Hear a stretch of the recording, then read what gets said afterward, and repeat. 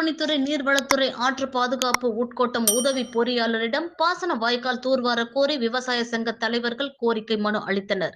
திருச்சி மாவட்டம் ஸ்ரீரங்கம் சட்டமன்ற தொகுதி தேவஸ்தானம், எல்லைக்கரை, ஆரியம்பட்டி ஆகிய 3 கிராம விவசாய நிலங்களுக்கு கட்டளைமேட்டு வாய்க்கால் நடுப்பட்டி 13C கிளை பாசன வாய்க்காலில் மூலம் 1000த்திற்கும் மேற்பட்ட ஏக்கர் நிலங்களில் விவசாயிகள் விவசாயம் செய்து வருகின்றனர். கடந்த 2 ஆண்டுகளாக பாசன வாய்க்கால் தூர்ந்து போனதால் 3 கிராம விவசாயிகள் தாங்களாகவே முன்வந்து தூர்வாரி விவசாயம் செய்து வந்தனர். தற்பொழுது விவசாயிகளிடம் போதிய நிதி இல்லாததால் தூர்ந்து போன 13C கிளை பாசன வாய்க்காலை பொதுப்பணித்துறை மூலம் தூர்வாரி விவசாயிகள் முறையாக தங்களின் நிலங்களில் விவசாயம் மேற்கொள்ள உரிய நடவடிக்கை எடுக்க வேண்டும் என பொதுப்பணித்துறை ஆற்று பாதுகாப்பு உட்கோட்ட உதவி பொறியாளர் பத்மா தேவியிடம் விவசாயிகள் கோரிக்கை மனு அளித்தனர்.